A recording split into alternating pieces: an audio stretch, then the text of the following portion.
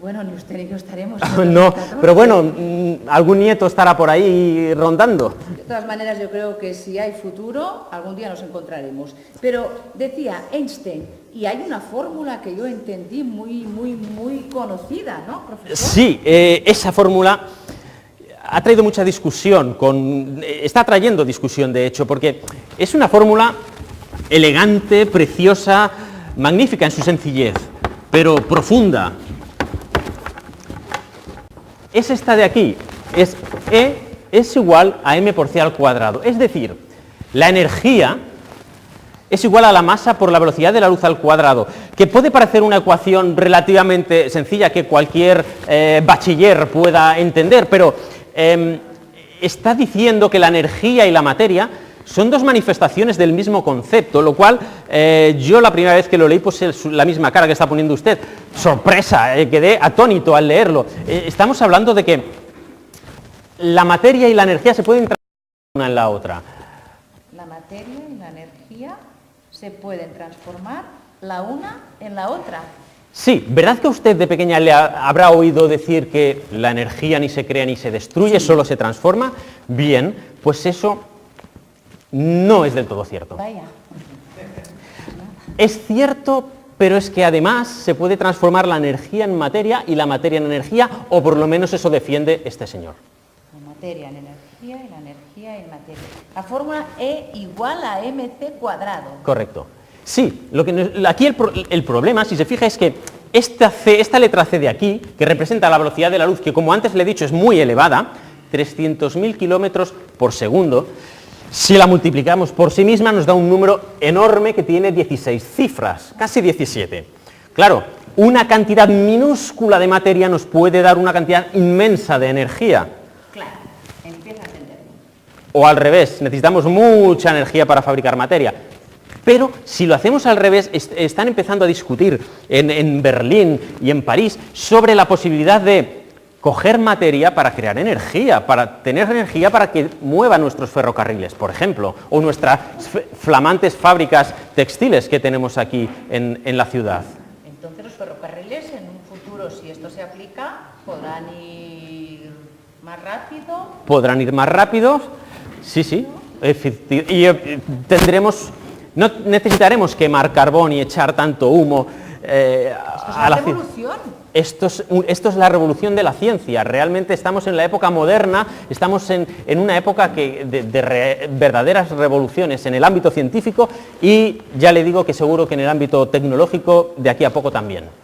Decía, yo tengo en mis documentos, porque me he informado un poco, que en Francia y en Inglaterra están precisamente también haciendo pues, descubrimientos y han desvelado la estructura, creo, lo leo, microscópica de la materia. Creo que han descubierto que estamos hechos, ¿cómo lo diría?, de partículas pequeñas, que se llaman átomos. Esto es así. Esto es así. Esto es así. Y además, a diferencia de la relatividad, puedo decirle que hay pruebas experimentales de esto. ¿Me puede contar, por favor? Sí. Usted habrá oído pues, hablar del hierro, del carbono, del oxígeno, pues todos estos elementos se diferencian porque cada uno tiene un átomo diferente. Es decir, están formados por ladrillos ligeramente diferentes. Bien. Pero científicos como los que me comenta en Inglaterra o en París, pues está el matrimonio Curie, Rutherford está en Inglaterra, tenemos a Thomson también en Inglaterra, pues si recuerda que le estaba hablando de unos tubos donde podríamos acelerar unas partículas, vale, en esos tubos que se aplica un campo eléctrico muy intenso, lo que se ha visto es que aparecen unos rayos, una radiación. Y estos rayos, el señor Thomson ha conseguido desvelar que son unas partículas minúsculas que ha venido a llamar electrones. Bien, rayos, partículas minúsculas, electrones. Hasta ahí le sigo. Más. Él ha hecho lo siguiente, ha colocado un filamento de diferentes materiales, no solo hace falta que sea uno en concreto, lo ha probado con varios materiales y al aplicar esta diferencia de potencial, este campo eléctrico, lo que ha conseguido es, puesto que estas partículas electrones tienen carga eléctrica, los ha arrancado del filamento y han volado al otro extremo del tubo. Y ha probado con diferentes elementos y ha encontrado exactamente lo mismo, con lo cual ha llegado a la conclusión de que todas Los átomos, todos los elementos, están formados por electrones, Sí.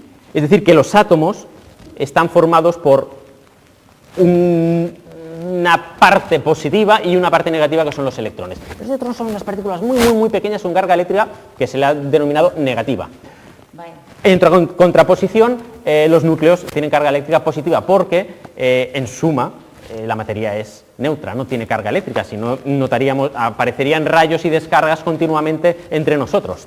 Claro, entonces, por lo que está diciendo, podríamos decir que el núcleo es el Sol, ¿Sí? más o menos, y que los electrones son los planetas. Sí, pero siempre hay un pero. Es que en la ciencia las cosas no son tan símiles. El señor Thomson lo que había dicho, y aquí es donde empieza a aparecer el concepto de que los científicos pasamos hambre, espero que de aquí a 100 años no pasemos hambre. Resulta que el primer modelo atómico se llamó modelo del pastel de pasas. ¿Pastel de pasas? Sí, porque el señor Thomson decía que los átomos eran una distribución continua con carga positiva y dentro habían unas bolitas que eran las pasas, que son los electrones. Pasas, electrones.